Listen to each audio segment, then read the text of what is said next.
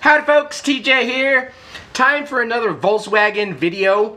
I'm going to be testing out a new tool today, and I thought I'd make a video. I'm definitely no mechanical expert. I consider myself still a novice, probably forever, because I just don't do it enough, and when I do it, there's many year intervals before doing stuff again.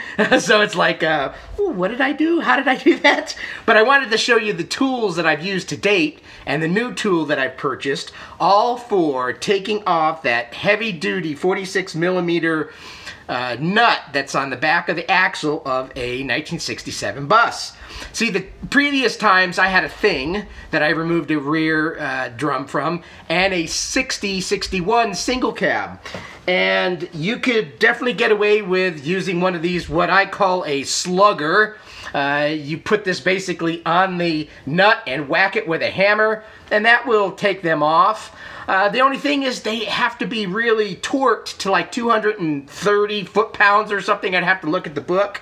And I'm not the one anymore at my age to be hopping up and down on a pipe that's X amount of feet long, dangling, because when you get old, when you break something in your body, it either never heals, or if it does heal, it takes forever, and you still feel the pain from it forever. So I'm trying to smarten up and use tools, even though they may be costly. If the tool saves me from breaking a body part, I'm all for it. So this works fine, and you can throw it in your tool box on trips and such. Definitely comes in handy. So this slugger basically, again, kind of connects over your nut on the back of like a thing or an older 60s bus. I think it's 36mm if I'm not mistaken, and you put it over there and then you whack this thing on a hammer and you can take off a nut. So that's a tool that I've had, worked fine.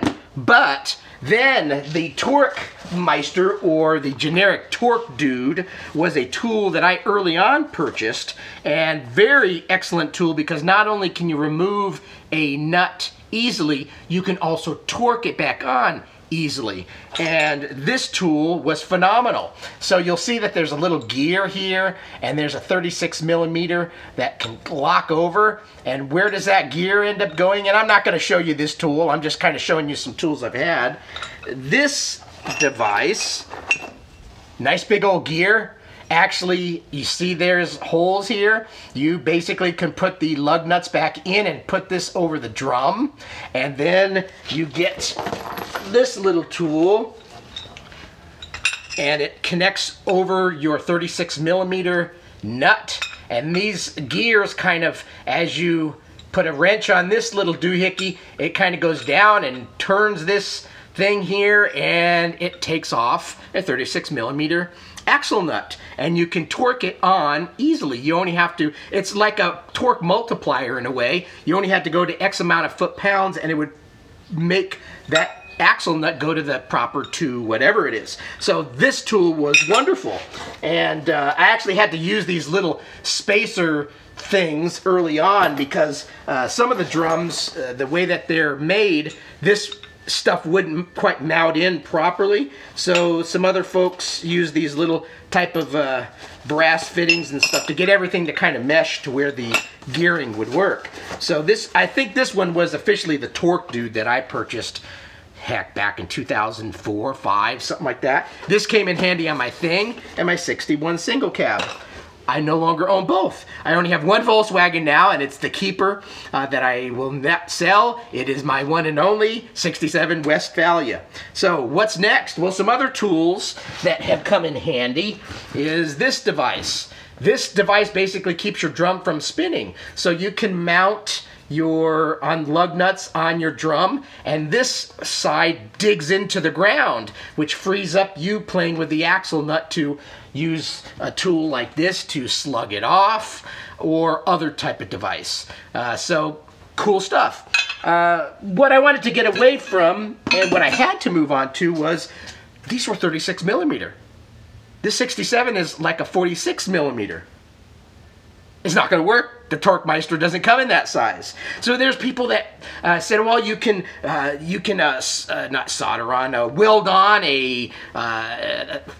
get an axle nut and weld on a 46mm socket and do all this stuff. Well, I'm not a welder, and I'm not going to go pay somebody to put one on. So over the years, I've been watching for a tool to come out, and I think I have found the good tool for me, because again, I do not want to hop up on a 6-foot bar, on a breaker bar, hopping, or whatever you want to call it, putting your body weight, and I've got plenty of it, but still, putting that body, because I always had this image of it flipping off, and you know, anytime you're like on something and it just falls out from under you and you fall, it hurts, and you break body parts, or things fly back up, you know, the big old breaker bar fly up and smack you in the teeth, and you have no teeth left. I don't need that crap. So what did I buy? From, it's kind of like the Harbor Freight, but it's Northern Tools makes this Klutch device. It's not a device, it's a torque multiplier, and it is a huge I'll kind of show it to you here quickly. I'll open the box, but it's called Klutch 3/4 inch drive, and it's fairly heavy. Ugh. It sold for about $265 plus shipping, but they had a $50 off day, so it was like $214 plus shipping. Came to $260 or so, and then when it arrived, the box was a bit beat up and this case was a little dinged up. They took another 25 bucks off after I called them, so it's cool. I ended up getting it for, you know, under 250 bucks, I think, out the door with shipping and everything. So let me slide this thing out and kind of show you the tool, and then I'll set it up, because I've got my 67 Westy up on stilts here, and we're going to actually try to test the tool, and we're going to see if it's going to take off this back axle nut that I've never removed. So this Klutch does come in a nice, this thing's a little heavy, in a nice case, and it is heavy, but again, you know, tools, this stuff is going to be doing some heavy-duty torquing, so I'm fine with the weight of it. It's not like I'm putting it in a backpack or something. It's got 2 little plastic clips. I would imagine these things will eventually probably break, but this is, I wonder if this is even getting in the video here. Let me, I'll just kind of hold it up a little bit. So in the box comes some pretty heavy duty, it's all in plastic here. Let me kind of take it out. Comes with a little manual with a little tool of some kind. It comes with a huge, and it's in a bag, yep. Oh. Look at this. This is the biggest wrench that ratchet I've ever had. It's got an actually lever for going different ways, and oh, this thing's huge.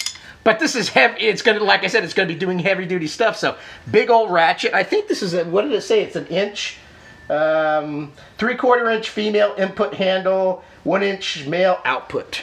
So here's the big old ratchet. And then on this side, oh, this is the heavy part. This is the multiplier part. Look at this thing. You can see I'm kind of struggling just holding this thing.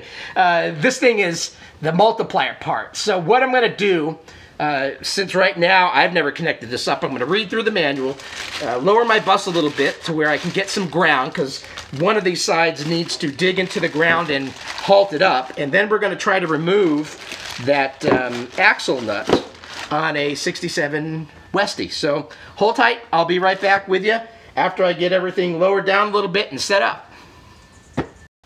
Howdy, well, I'm back. Took a little longer than expected. I started this on Sunday, the video, and so I was all ready to rock and roll. I brought out that 1 13/16 socket that I purchased years ago, which was a 3/4 drive.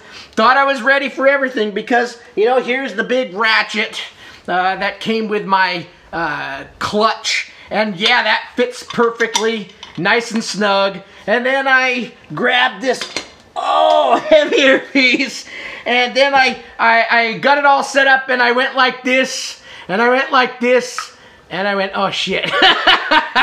So this is a 1-inch drive on this side. I didn't pay attention. I should have paid more attention. So this will work great for that when I'm just doing quick tightening or loosening after I get the initial part done. But this is a 1-inch drive. Now, how many of you shade tree mechanics, novice like me, has 1-inch drive sockets? Or 1-inch drive demotor? What's the proper word for it? Not demotor. From 1 inch down to 3/4 inch. Because then I could have, you know, tinkered with this if I had that. So I thought, well, on Sunday I drive to my nearest car places in town, which is a good 25 minutes away. I kind of live in the sticks. And out of all the places, nobody had a 46mm 1-inch drive socket.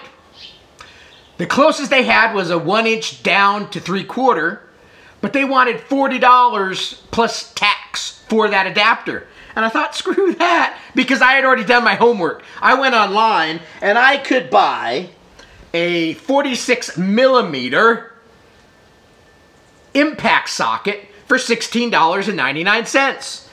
So I ordered one on Sunday and it arrived yesterday, Wednesday. That's pretty dang quick. It actually said I wouldn't get it until April 4th to 11th, but this place was in Nevada. I'm in California, so this came quick. So now I have everything I need to do the job. So we're gonna go ahead and slap on my first 1-inch drive socket.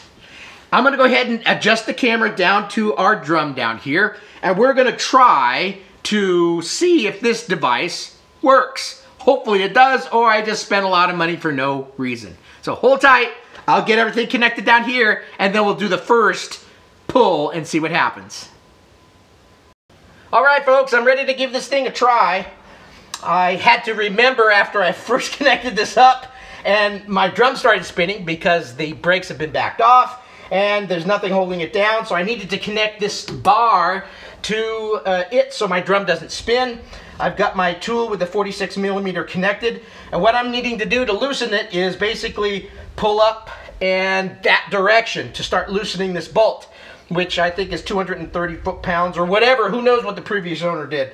So let's go ahead and actually connect this up one more time here.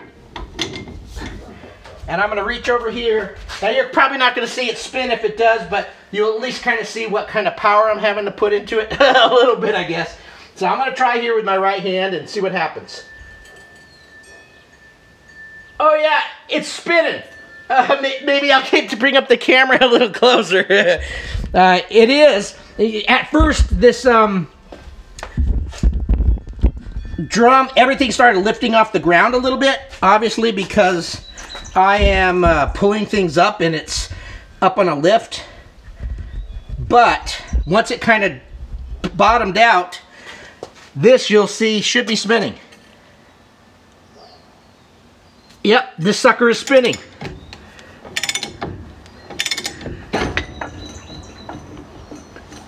And actually the whole vehicle just kind of popped down a little bit. It must have been lifting it up just slightly, so. Yep. Now I wonder if it's loose enough for me to actually take this off. Still probably on there pretty good, but you can see that things are spinning around. Do I even have that in the camera? I think so. So it still took a pretty good pull to start loosening it. But maybe that should be enough. Let's go ahead and pop this off. Pop off the tool. And now connect up just this. Oh yeah. Look at that. It didn't take two. It took still a pretty good pull. And then like I said, this whole drum kind of lifted up a little bit. Because there's basically no weight on it right now, and it did kind of pull up, but once it kind of bottomed out, then everything kind of locked in place, and then I was starting to loosen this bad boy. There you go. Let me wrap up this video. Let me pull this out here.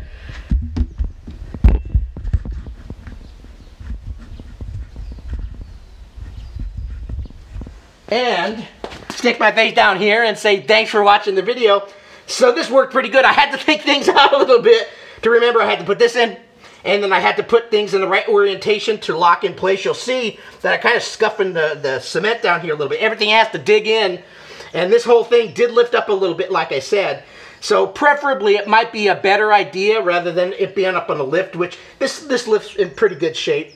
And I expected a little movement, but it did lift everything up just a little bit. So be more safe, I guess. But I think this was pretty safe enough. People wrench on these things all the time. Thanks for watching the video. Bye.